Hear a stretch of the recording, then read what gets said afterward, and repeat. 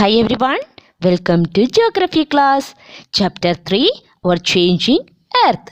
Now we will discuss about major landforms.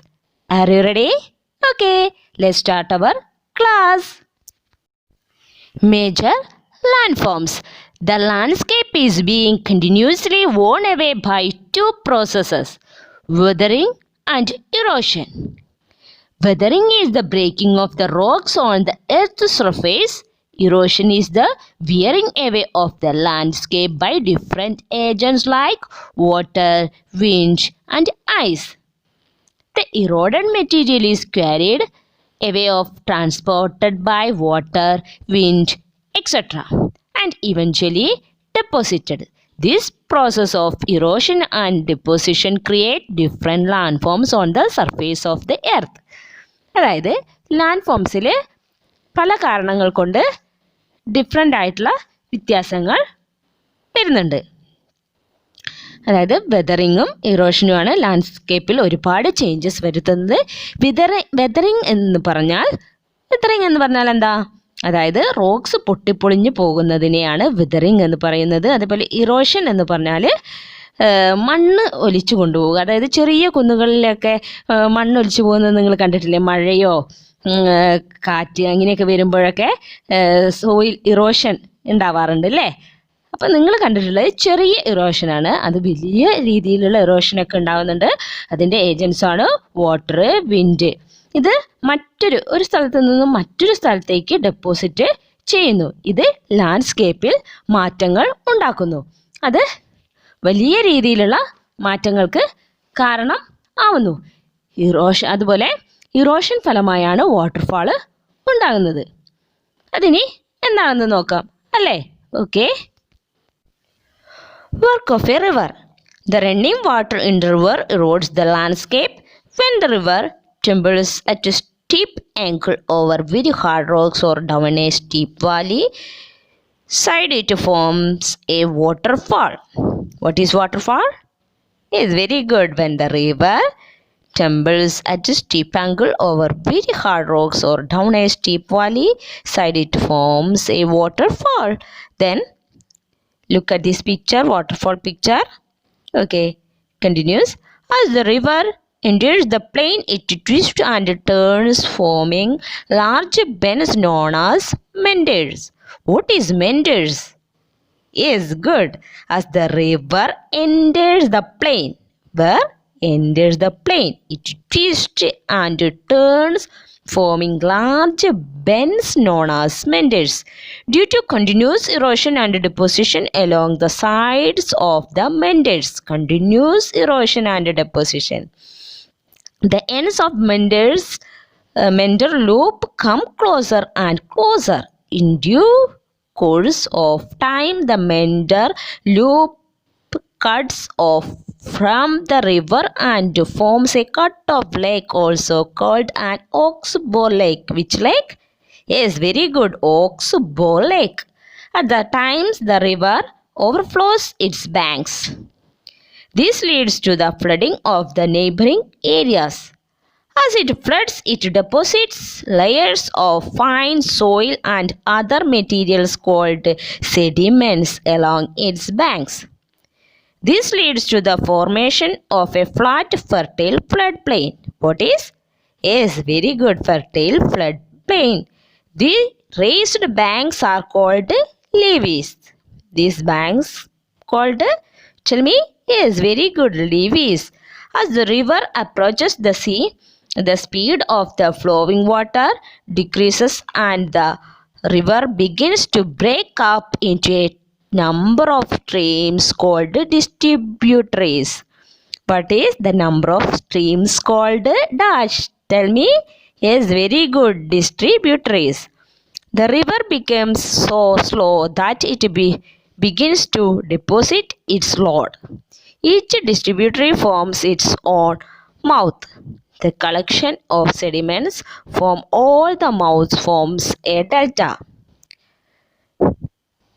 Okay, please listen.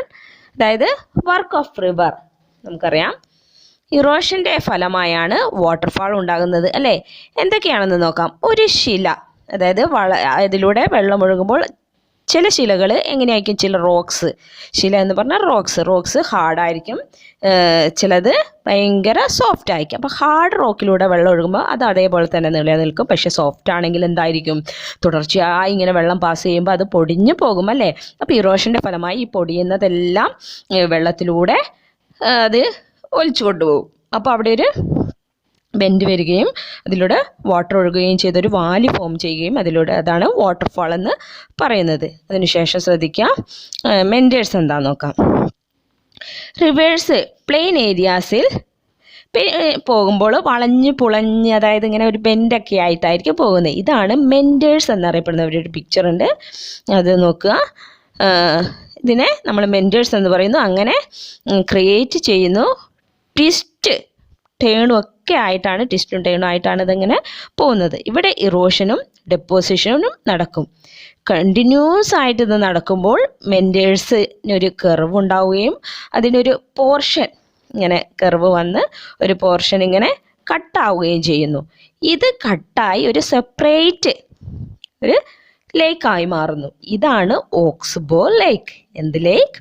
Oxbow ലേക്ക്. അതായത് മെൻഡേഴ്സിൻ്റെ അവിടെ അതിൻ്റെ ആ കർവിൻ്റെ ആ ഭാഗത്ത് ഇതിങ്ങനെ ഡെപ്പോസിറ്റ് ചെയ്തിട്ട് അത് ഒരു പ്രത്യേക ലേക്കായി മാറുന്നതിനെയാണ് നമ്മൾ ഓക്സ്ബോ ലേക്ക് എന്ന് പറയുന്നത്. Please underline mentors, oxbow lakes, waterfalls, withering, erosion, ഇതെല്ലാം അണ്ടർലൈൻ ചെയ്യുക.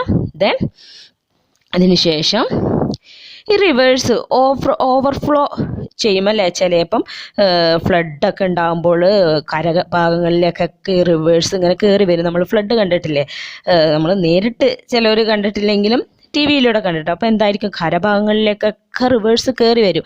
ആ സമയത്ത് എന്തുണ്ടാവും, ഈ റിവേഴ്സ് വലിച്ചു കൊണ്ടുവരുന്ന സെഡിമെൻസിനെ രണ്ട് സൈഡിലും ഡെപ്പോസിറ്റ് ചെയ്യും.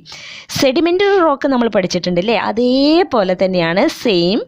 അതേ സെഡിമെൻസ് പ്രത്യേക സമയത്ത് അടിഞ്ഞു കൂടുന്നു, അതിനെ ഡെപ്പോസിറ്റ് ചെയ്യപ്പെടുന്നു. അതിനെയാണ് എന്ത് പറയുന്നത്, ഫ്ലഡ് പ്ലെയിൻ എന്ന് പറയുന്നത്. അതായത് ഫെർട്ടൈൽ ഫ്ലഡ് പ്ലെയിൻ എന്ന് പറയുന്നത്. നല്ല ഫെർട്ടൈൻ ആയിട്ടുള്ള, അതായത് ഫലപുഷ്ടമായിട്ടുള്ള ഫ്ലഡ് പ്ലെയിൻ അവിടെ ഉണ്ടാകുന്നു. അതുപോലെ അതിൻ്റെ സൈഡിൽ, അതായത് ഇത് കുറച്ച് ഉയർന്ന പ്രദേശം ഉണ്ടാകും. അതിനെയാണ് നമ്മൾ എന്ത് പറയുന്നത്, ഉയർന്നു നിൽക്കുന്ന ഭാഗത്തെ നമ്മൾ ലിവീസ് എന്ന് പറയുന്നു. Please underline. അതിനുശേഷം നദികൾ എന്ത് ചെയ്യും, കടലിലേക്ക് പതിക്കും അല്ലേ. കടലിൽ ചെന്ന് ചേരാറാകുമ്പോൾ ഈ നദികൾക്കൊക്കെ ചെറിയ രീതിയിൽ സ്പീഡ് കുറയും പോകും. അത് കാരണം ഒത്തിരി ഓവർലോഡൊക്കെ ഇങ്ങനെ വലിച്ചു വരികയല്ലേ, അപ്പോൾ സ്പീഡ് കുറയും. റിവേഴ്സ് ചെറിയ ചാലുകളായി മാറുന്നു. ഒരു റിവേഴ്സ് തന്നെ പല പല ചാലുകൾ ഉണ്ടാകുന്നു. അതിനെയാണ് ഡിസ്ട്രിബ്യൂട്ടറീസ് എന്ന് പറയുന്നത്. എന്താ പറയുന്നത്, ഡിസ്ട്രിബ്യൂട്ടറീസ്. Please underline. അങ്ങനെ ഡിസ്ട്രിബ്യൂട്ടറീസ് ഉണ്ടാവുകയും അത് ലോഡ് ഡെപ്പോസിറ്റ് ചെയ്താണ് എല്ലാ സ്ഥലങ്ങളിലും പരമാവധി ഇത് ഡെപ്പോസിറ്റ് ചെയ്യുന്നു. അങ്ങനെ എന്ത് ഫോം ചെയ്യുന്നു, ഡെൽറ്റ ഫോം ചെയ്യുന്നു. ഈ ഡെൽറ്റ എന്ന് പറഞ്ഞാൽ ട്രയാങ്കുലർ ഷേപ്പിലുള്ള ഡെപ്പോസിറ്റ് ചെയ്യുന്ന സ്ഥലങ്ങളെയാണ്, അതായത് ട്രയാങ്കുലർ ഷേപ്പിൽ ഡെപ്പോസിറ്റ് ചെയ്യുന്ന സെഡിമെൻസിനെയാണ് നമ്മൾ എന്ത് പറയുന്നത്, ഡെൽറ്റ എന്ന് പറയുന്നത്. Okay, today's homework. Please write what is weathering, what is erosion, what is waterfall, what is meanders, what is oxbow lake. Okay, that's all. Please write. With this we end our today's topic. Thank you. Have a nice day.